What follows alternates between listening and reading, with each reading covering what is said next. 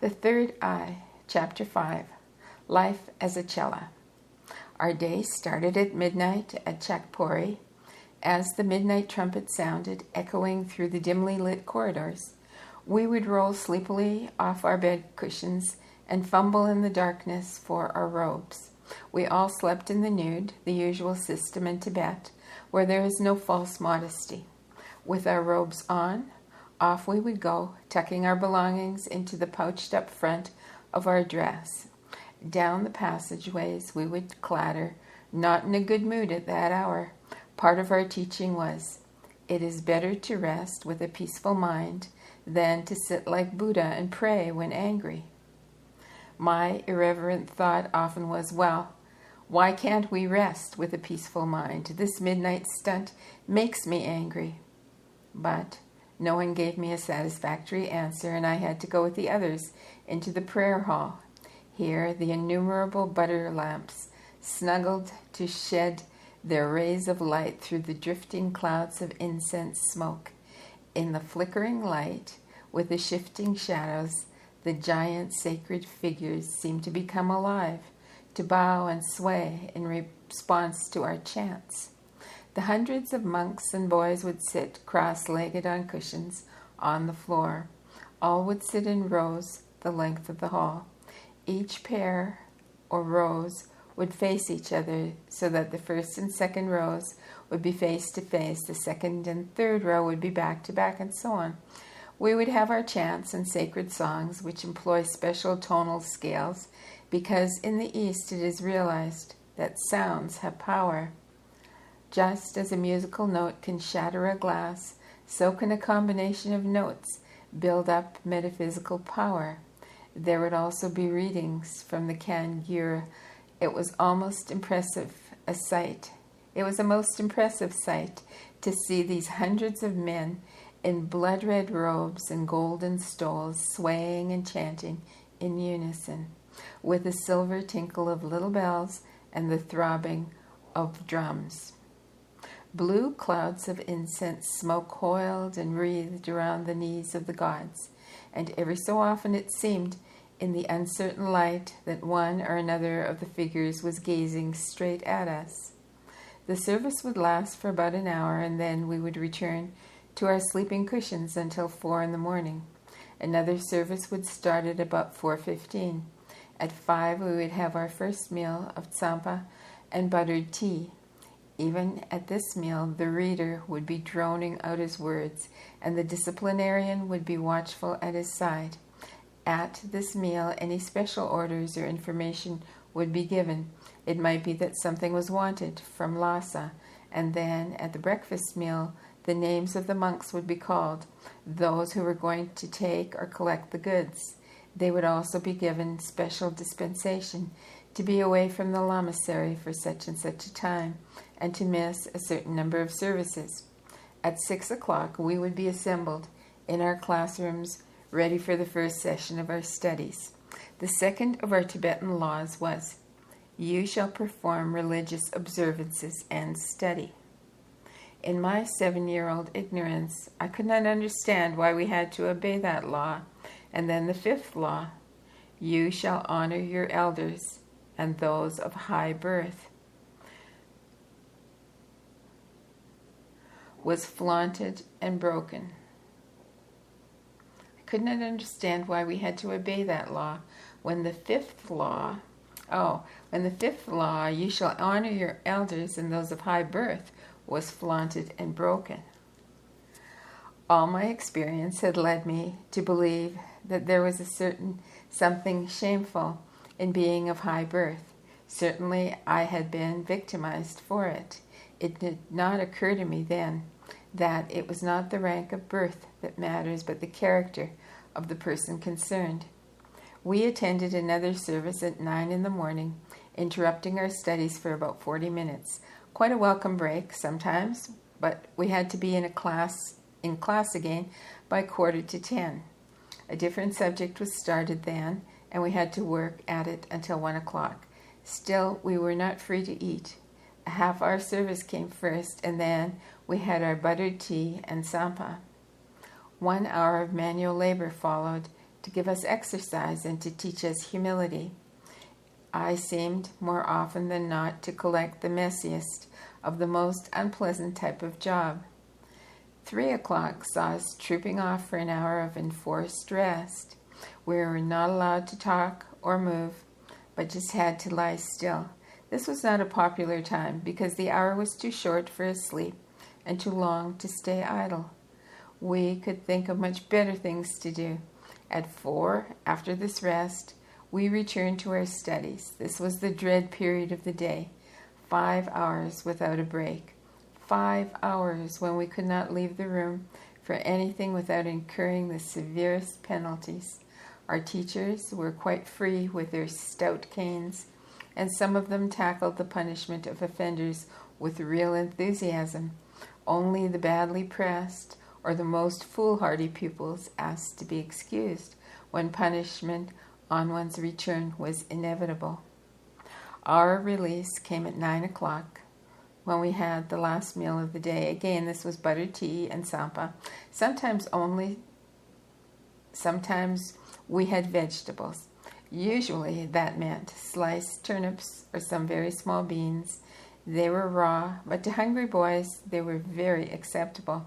On one unforgettable occasion when I was 8, we had some pickled walnuts. I was particularly fond of them, having had them so often at home.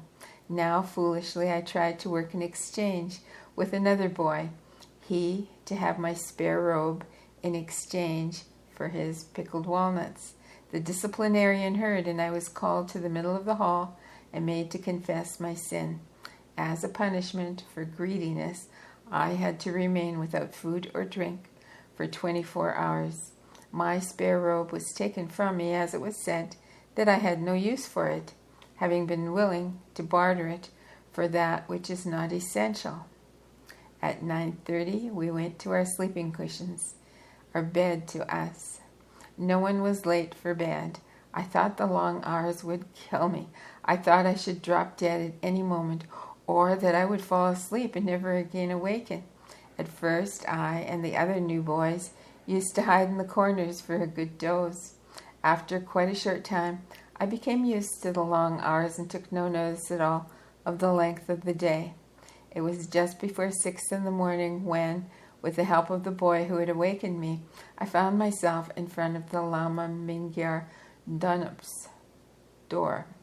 Although I had not knocked, he called me to enter.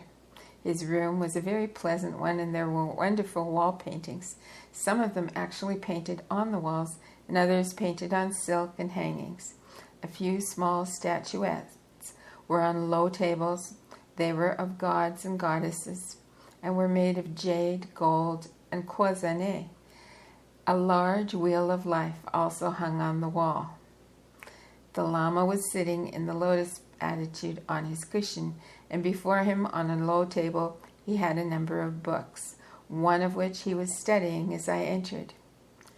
"Sit here with me, Lobsang," he said. "We have a lot of things to discuss together. But first, an important question to a growing man. Have you had enough to eat and drink?" I assured him that I had. The Lord Abbot had said that we can work together. We have traced your previous incarnation, and it was a good one. Now we want to redevelop certain powers and abilities that you had then. In the space of a very few years, we want you to have more knowledge than a Lama has had in a very long life.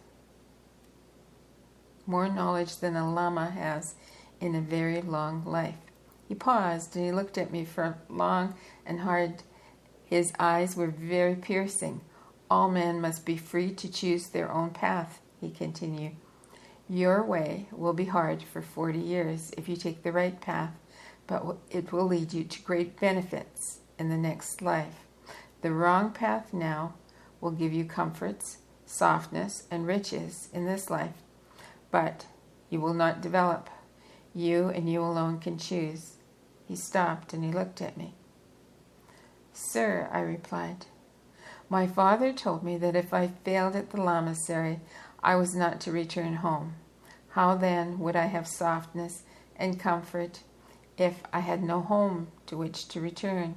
And who would show me the right path if I chose it?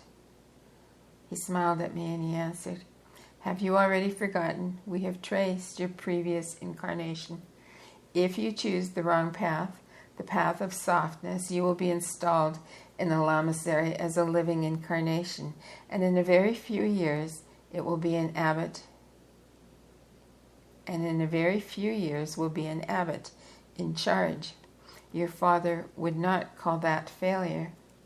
Something in the way he spoke made me ask a further question. Would you consider it a failure? Yes, he replied. Knowing what I know, I would call it a failure. And who will show me the way? I will be your guide if you take the right path, but you are the one to choose. No one can influence your decision. I looked at him, stared at him, and I liked what I saw. A big man with keen black eyes, a broad open face, and a high forehead. Yes, I liked what I saw. Although only 7 years of age, I had had a hard life and met many people, and really could judge if a man was good. Sir, I said, I would like to be your pupil and take the right path. I added somewhat ruefully, I suppose, but I still don't like hard work.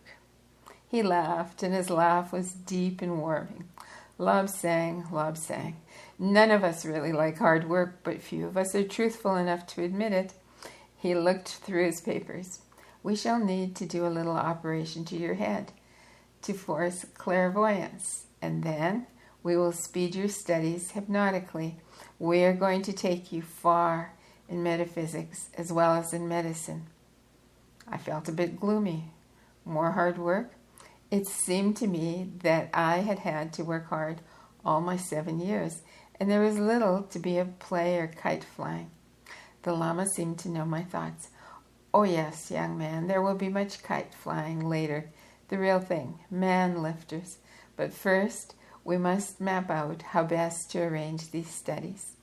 He turned to his papers, and he rifled through them. Let me see, 9 o'clock until 1. Yes, that will do for a start. Come here every day at 9 instead of attending the service, and we will see what interesting things we can discuss, starting from tomorrow. Have you any message for your father and mother? I'm seeing them today, giving them your pigtail. I was quite overcome. When a boy was accepted by a lamasery, his pigtail was cut off and his head shaved. The pigtail would be sent to my parents, carried by a small acolyte, as a symbol that their son had been accepted.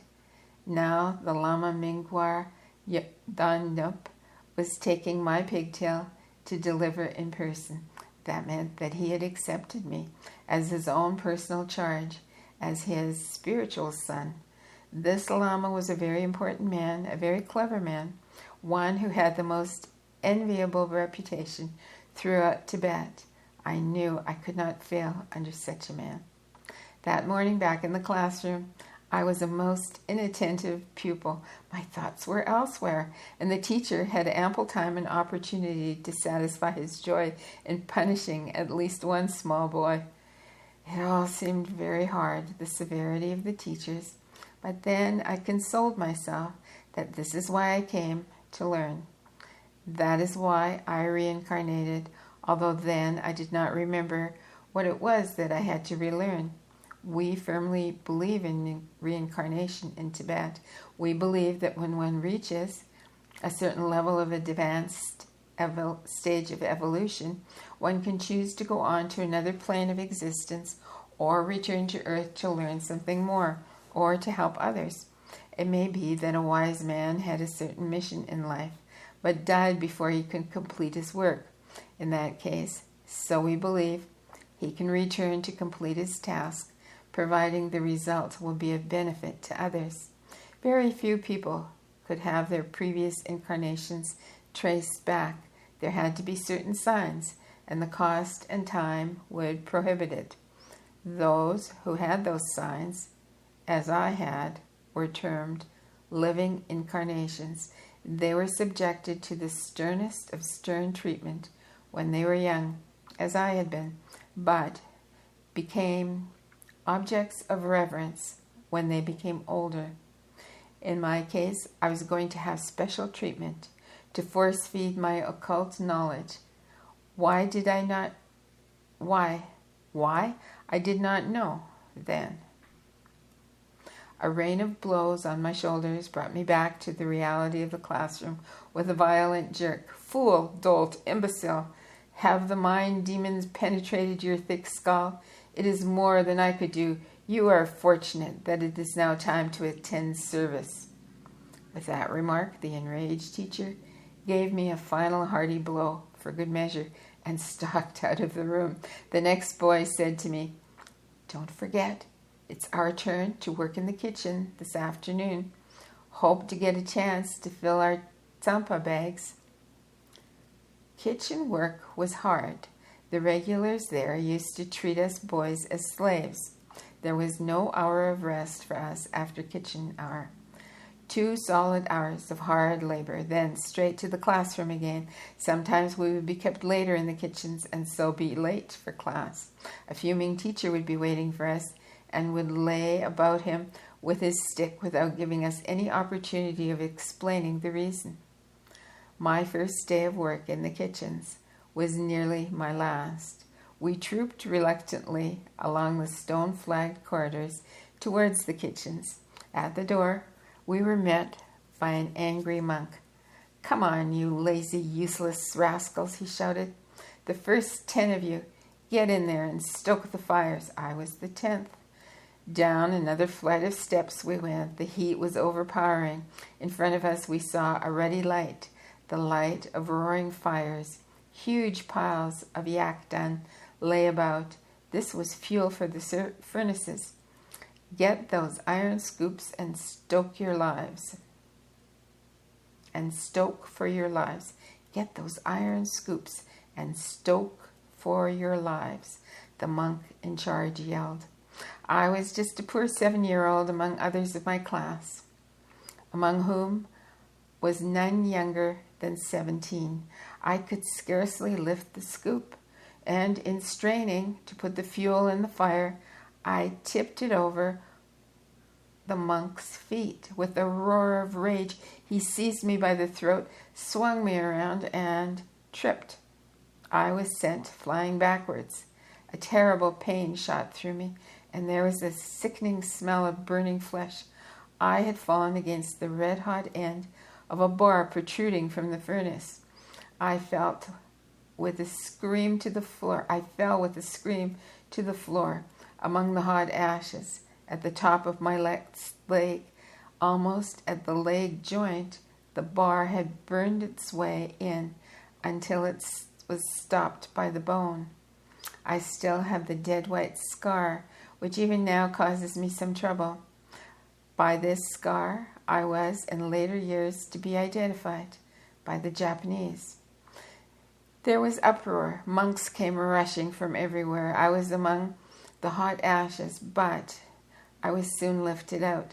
Quite a lot of my body had superficial burns, but my leg burn really was serious.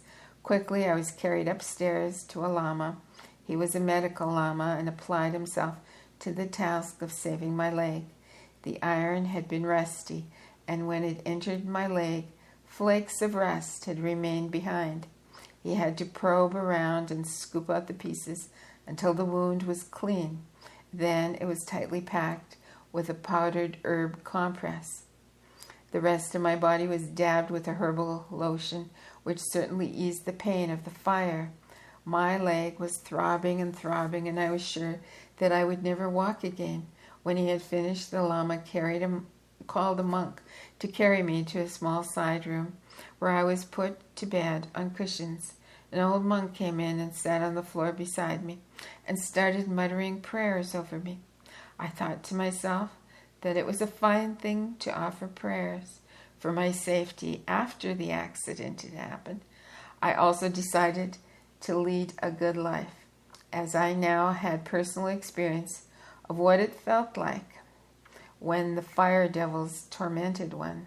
I thought of a picture that I'd seen in which a devil was prodding an unfortunate victim in much the same place as I had been burned. It may be thought that monks were terrible people, not at all what one would expect, but monks, what does it mean? We understand that word as anyone male living in the Lamastic service, not necessarily a religious person. In Tibet, almost anyone can become a monk. Often a boy is sent to be a monk without having any choice at all in the matter. Or a man may decide that he has had enough of sheep herding and wants to be sure of a roof over his head when the temperature is 40 below zero. He becomes a monk, not through religious convictions, but for his own creature comfort. The Lamaseries had monks as their domestic staff, as their builders, laborers, and scavengers. In other parts of the world, they would be termed servants or the equivalent. Most of them had a hard time. Life at 12 to 20,000 feet can be difficult. And often they were hard on us boys just for sheer want of thought or feeling. To us, the term monk was synonymous with man. We named the members of the priesthood quite differently. A Chela was a boy pupil, a novice, an acolyte. Nearest to what an average man means by monk is trappa, Trappa. He is the most numerous of those in the Lamasery. Then we come to the most abused term, a lama. If the trappas are the non-commissioned soldiers, then the lama is the commissioned officer. Judging by the way most people in the West talk and write, there are more officers than men. Lamas are masters, gurus, as we term them. The Lama Mingwar Dundum was going to be my guru, and I his Chela. After the lamas, there were abbots. Not all of them were in charge of lamaseries. Many were engaged in the general duties of senior administration, or traveling from lamasery to lamasery. In some instances, a particular lama could be of higher status than an abbot. It depended upon what he was doing. Those who were living incarnations, such as I had been proved, could be made abbots at an age of 14. It depended upon whether they could pass the severe examinations. These people were strict and stern, but they were not cruel. They were at all times just. A further example of monks can be seen in the term police monks. Their sole purpose was to keep order. They were not concerned with the temple ceremonial, except that they had to be present to make sure that everything was orderly. The police monks often were cruel, and as stated, so were the domestic staff. One could not condemn a bishop because his undergardener misbehaved, nor expect the undergardener to be a saint just because he worked for a bishop. In the Lamasery, we had a prison. Not by any means a pleasant place to be in, but the characters of those who were consigned to it were not pleasant either. My solitary experience of it was when I had to treat a prisoner who had been taken ill. It was when I was almost ready to leave the Lamasery that I was called to the prison cell. Out in the back courtyard were a number of circular parapets, about 3 feet high. The massive stones forming them were as wide as they were high. Covering the tops were stone bars, each as thick as a man's thigh. They covered a circular opening about 9 feet across.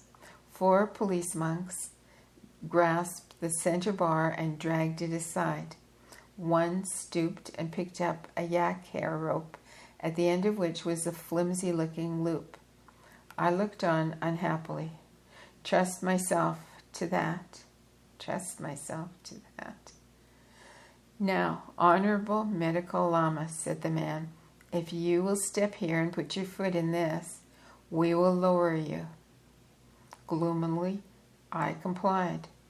You will want a light, sir, the police monk said, and passed me a flaring torch.